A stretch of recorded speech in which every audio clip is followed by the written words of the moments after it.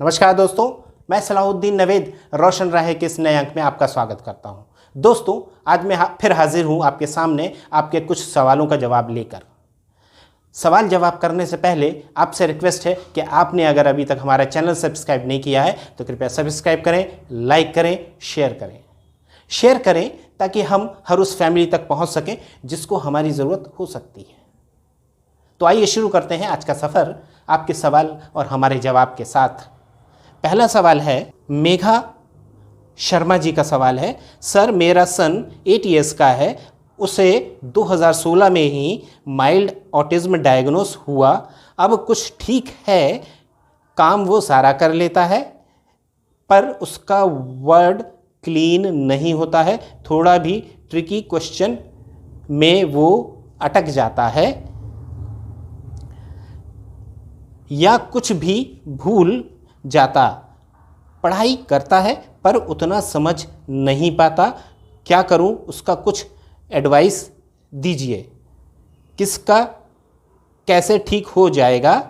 और वो ज़्यादा ही एक्टिव है, शांत बैठता ही नहीं। Please help. मेघा शर्मा जी, आपका बच्चा 8 साल का है और आपने थेरेपीज़ या जो भी इंटरवेंशन प्लान किया है वो प्रॉपर नहीं था, शायद इसलिए ये दिक्कत है। वो बैलेंस्ड नहीं था, शायद इसलिए दिक्कत है। या थेरेपी हुई ही नहीं क्योंकि आपने बताया नहीं है कि थेरेपीज़ कितनी हुई हैं, कैसी हुई हैं, तो इसलिए उसका ये एक परिणाम है, रिज़ल्ट है प्रॉपर थेरेपीज़ ना होने का। अब दूसरी चीज़ बात करते हैं कि हम आज जो स्थिति है उनमें क्या ऑटिज्म की वजह से उसका आईक्यू सफ़र किया है, प्रभावित हुआ है? क्या आपने आईक्यू टेस्ट करवाया है? उसकी बौद्धिक क्षमता या उसका इंटेलिजेंस कितना है, कैसा है? अगर आपने ये अभी तक नहीं करवाया है तो सबसे पहले उसका आईक्यू टेस्ट करवाइए। उसके बाद प्रॉपर डायग्नोसिस दोबारा होगा, क्योंकि 8 साल की उम्र तक बहुत सी चीज़ें बदल जाती हैं। बच्चा का जो 90% डेवलपमेंट है वो हो चुका होता है। तो अब वो किस स्थिति में है उसका प्रॉपर डायग्नोसिस करवाइए, आईक्यू टेस्ट करवाइए और उसके हिसाब से फिर इंटरवेंशन प्लान होगा। अगर मान लीजिए आईक्यू कम आता है तो इंटेलेक्चुअल डिसेबिलिटी में भी आ जाएगा। अब हम उसे अकेला ऑटिज्म कंसीडर नहीं करेंगे, अब इंटरवेंशन बदल जाएगा। उसमें कुछ और चीज़ें शामिल हो जाएंगी, जैसे एडीएल की ट्रेनिंग, सेल्फ हेल्प की ट्रेनिंग, पर्सनल स्किल की ट्रेनिंग। ये सारी चीज़ें एक ही हैं जिसको मैं अलग अलग नाम से बता रहा हूँ। स्पेशल एजुकेशन शुरू हो जाएगा। आपका हो सकता है ऑक्यूपेशनल थेरेपी भी हो, स्पीच थेरेपी भी हो और दूसरी सपोर्टिव थेरेपीज़ भी लग सकती हैं, यानी कि बिहेवियर थेरेपी या पेरेंटल ट्रेनिंग भी लगेगी। मेघा शर्मा जी, उम्मीद है आपको आपके सवाल का जवाब मिल गया होगा। ममाज गर्ल लिखती हैं, हेलो सर, मेरी 26 मंथ की बेटी है। हमने कुछ दिन पहले उसके अंदर ऐसे सिम्टम्स देखे थे जैसे no eye contact, no respond to name, no chewing, no demands for food, water, poop, pee और any other things, running with hand flapping, very rarely toe walking यानी पंजों के बल चलना, no communication but can say A to Z 1 to 20 rhymes of 4 to 5 sentences, some Bollywood songs, Gayatri mantras, Om Namah Shivaya, A for apple to Z for zebra, का से ज्ञान, can tell hello, hi, bye, good night whenever we tell her to say, can identify almost 50 objects in surroundings, animal names, animals sound, can follow some commands like shoes लेके आओ, ball लेके आओ, can identify shapes and colors name. After seeing all these symptoms, I consulted developmental pediatric and after assessment she said that it could be a case of mild autism and suggested for therapies. Sir, after putting off the screen time to 0 and attending 7 therapies session I have seen improvement in my child like, यानी कि 7 session therapy session के बाद आपने कुछ फ़र्क देखा है। वो फ़र्क क्या है? शी से ममा पापा दादू नाना। After seeing foods and water she says खाना खा लो, पानी P low respectively. Third is से वर्ड्स लाइक गोदी, जब भी गोद में आना हो, पार्क जाएंगे। Fourth is can frame sentence like they they, object name and food items name plus खा लो, यानी कि जब वो कुछ खाने या पीने की या कोई चीज़ चाहिए होती हैं तो उस चीज़ के साथ दे दे या खा लो बोलती हैं। से जय to God. Follow commands like यह लेके आओ, दे दो, ले लो, खा लो, बैठो। But ma'am now she repeats certain phrases like park जाएंगे, स्विंग पे बैठेंगे, और जो हमने सिखाया है या जो हम बोलते हैं घर में वो रिपीट करती है। कभी कभी खुद भी हैंड फ्लैपिंग भी है जब एक्साइटेड होती है, स्पेशली आफ्टर हैविंग मील। मेमोरी पावर सुपर्ब है। हम जो भी न्यू वर्ड बोलते हैं वो जल्दी से रिपीट भी करती है, 2 से 3 बार, और उसे याद भी हो जाता है।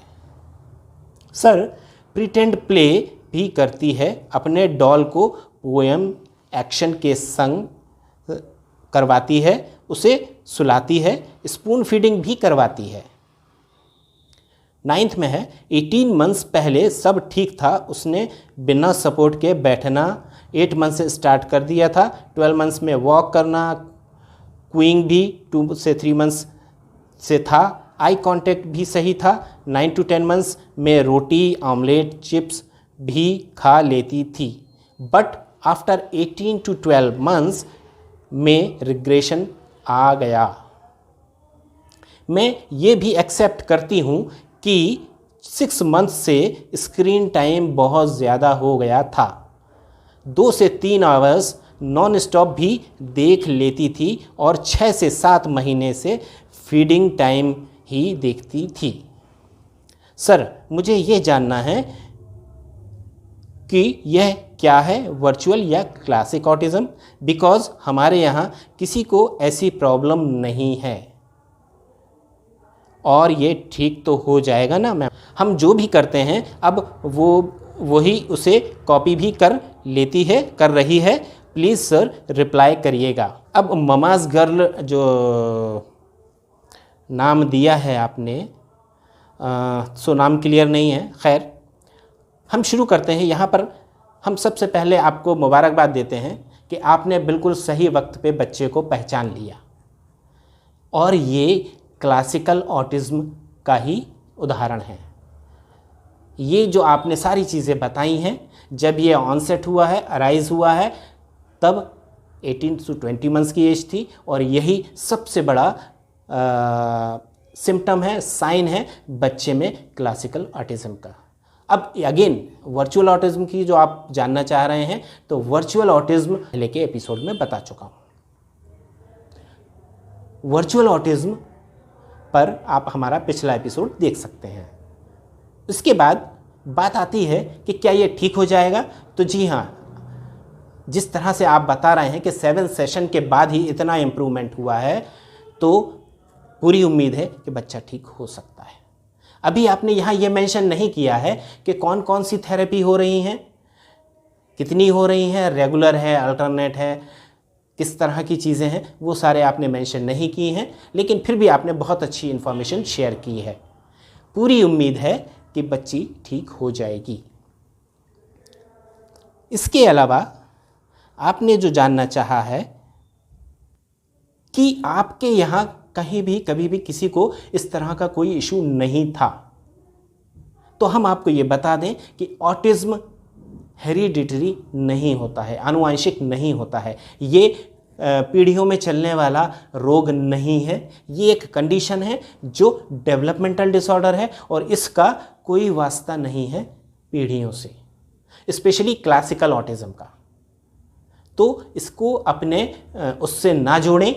दोस्तों, मैं अक्सर कहता हूं कि आप जितनी जल्दी आइडेंटिफाई करेंगे उतना ही अच्छा रिजल्ट्स होगा, उतना ही जल्दी थेरेपी शुरू करेंगे और ट्रीटमेंट पॉसिबल होगा, स्पेशली इन क्लासिकल ऑटिज़म। अगर बच्चे को क्लासिकल ऑटिज़म है तो इसका सबसे अच्छी पहचान यही है कि बच्चा 18 महीने की उम्र तक लगभग सामान्य होता है। लगभग 18 महीने की उम्र तक बच्चा सामान्य बच्चे की तरह ग्रो करता है, डेवलप करता है, एक आम बच्चे की तरह, और उसके बाद उसमें रिग्रेशन आता है, जैसा कि आपने देखा इस केस में। आपने आइडेंटिफाई किया, डेवलपमेंटल पीडियाट्रिशियन को दिखाया, प्रॉपर थेरेपीज लेनी शुरू करी। अभी मैं प्रॉपर वर्ड यूज़ इसलिए कर रहा हूँ कि क्योंकि रिजल्ट मिल रहे हैं। हो सकता है वो एक थेरेपी ले रही हो सकता है 2 थेरेपी ले रही हो, पर वो पूरी थेरेपीज ले रही हैं कि नहीं ले रही हैं ये उन्होंने नहीं बताया है। अगर वो पूरा प्रॉपर थेरेपीज ले रही हैं, प्रॉपर मेहनत कर रही हैं, तो पूरी उम्मीद है कि बच्ची या बच्चा जो भी है वो नॉर्मल हो जाएगा। नॉर्मल हो जाएगा मतलब मेन स्ट्रीम में आ जाएगा, पहले की तरह खेलेगा, कूदेगा, पढ़ेगा, लिखेगा, बोलेगा, मस्ती करेगा। और इसके लिए आपके पास बहुत ज़्यादा वक्त नहीं होता है।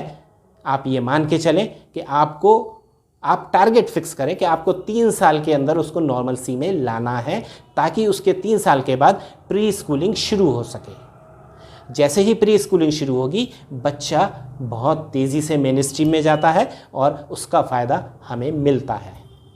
अब ये आप पे डिपेंड करता है कि आप कितनी और कैसी मेहनत करते हैं। उम्मीद है आपको आपके सवाल का जवाब मिल गया होगा। दोस्तों, लगभग कुछ ऐसा ही सवाल नेहा राज जी का है। वो लिखती हैं कि उनके 4.5 साल का बेटा भी थेरेपी ले रहा है, पर उसमें रिजल्ट्स अच्छे नहीं आ रहे हैं। तो नेहा राज जी, यहाँ पर हम कहेंगे कि आप पहले आइडेंटिफाई कीजिए कि इशू कहाँ है। इशू थेरेपिस्ट में है, थेरेपीज़ में है, या एनवायरनमेंट में है। कई बार होता है कि हम बच्चे के नीड के अकॉर्डिंग प्लान नहीं कर पाते हैं। अब नीड से मतलब यहाँ ये नहीं है कि अगर उसे सेंसरी इंटीग्रेशन थेरेपी की नीड है और सेंसरी इंटीग्रेशन थेरेपी हम दे रहे हैं, तो यहाँ पर ये भी देखना होता है कि उसकी नीड किस तरह की है। हाइपो सेंसिटिव है, हाइपर सेंसिटिव है, और हाइपो हो या हाइपर, उसकी जो नीड ऑफ द ब्रेन है, उसकी जो दिमाग की आवश्यकता है, ज़रूरत है, वो कितनी इंटेंसिटी की है और वो उस इंटेंसिटी में उसको मिल रहा है या नहीं मिल रहा है। इसका एग्जांपल आप ऐसे समझ सकते हैं कि मुझे भूख लगी है, मुझे खाना चाहिए, लेकिन क्या खाऊंगा? कुछ भी खा सकता हूँ, रोटी सब्जी दाल चावल। कितना खाऊंगा? 2 रोटी, 4 रोटी, 2 प्लेट, 1 प्लेट, कितना खाऊंगा? अब उसके साथ मैं अगर 1-2 रोटी और सब्ज़ी खाऊंगा तो वो सब्ज़ी कौन सी होगी, किस तरह की होगी, उसमें नमक कितना होगा, मिर्ची कितनी होगी, मसाले कैसे होंगे। ये सारी चीज़ें जब हम अपने खाने में ध्यान रखते हैं, ठीक उसी तरह हमें बच्चे की थेरेपी में भी ध्यान रखना है कि कौन सी थेरेपी हो रही है, कितनी हो रही है, कैसी हो रही है, कहाँ हो रही है, कब हो रही है। उससे बहुत फ़र्क पड़ता है। और हमने जैसा पहले भी कई बार बताया है कि अगर बच्चे की थेरेपी 1 घंटा थेरेपिस्ट के पास हो रही है तो बाकी 23 घंटे वो फैमिली में है। क्या वो फैमिली उस 23 घंटे में वो इफ़ेक्ट बना कर रखती है? अगर नहीं रखती है और बच्चे की ज़रूरत है बना के रखना है, तो मान के चलिए कि आपको रिजल्ट्स नहीं मिलेंगे। क्यों? क्योंकि ये उस तरह की चीज़ है कि जैसे ही आप थेरेपिस्ट के रूम से बाहर आते हैं, बच्चा कंफर्ट जोन में चला जाता है और फिर कोई फ़ायदा नहीं होता है। तो आपको वो इफ़ेक्ट, वो एनवायरनमेंट आपकी फैमिली में भी बना के रखना है, ताकि आपको ज़्यादा से ज़्यादा फ़ायदा मिल सके और जल्दी से जल्दी मिल सके। कुछ मिस्टेक्स होती हैं पेरेंट्स से, जिसके ऊपर मैंने एपिसोड बना के रखे हैं। नेहा जी, आप वो ज़रूर देखिए, ताकि आपको ये समझ में आ सके कि आप कहीं वो गलती तो नहीं कर रहे हैं। आप हमारे चैनल में बहुत सारे वीडियोज़ हैं जो पेरेंट्स को एडुकेट करते हैं, अवेयर करते हैं। आप उनको देखिए, सबको समझिए, सिर्फ थेरेपीज़ पे फोकस मत रहिए, क्योंकि थेरेपीज़ के बाद जो सेकंड चीज़ होती है वो होती है पेरेंटिंग। पेरेंटिंग उतनी ही इम्पॉर्टेंट है जितनी थेरेपीज़, और कई बार पेरेंटिंग की वजह से थेरेपीज़ फेल हो जाती हैं। आप इन चीज़ों को समझिए, इनको जानिए, इनके बारे में अपने नॉलेज को अपडेट कीजिए और उसके बाद अपनी पेरेंटिंग को इम्प्रूव कीजिए।